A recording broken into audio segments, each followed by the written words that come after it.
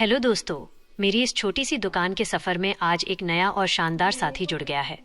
Finally मैंने अपने shop के काम को और भी बेहतर बनाने के लिए नया ब्रदर DCPT 830 DW प्रिंटर ले लिया है। चलिए जल्दी से करते हैं इसकी अनबॉक्सिंग। पैकिंग तो काफ़ी सॉलिड दी गई है। ये एक बेहतरीन कलर प्रिंटर है जो मेरी दुकान के काम को अब और भी आसान बना देगा।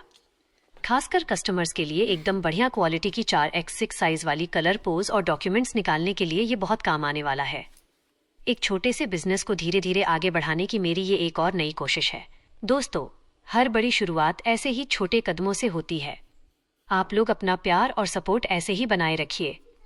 अगर आपको मेरा ये छोटा सा सफ़र पसंद आ रहा है तो वीडियो को लाइक करें और मेरे चैनल को सब्सक्राइब करना बिल्कुल मत भूलना।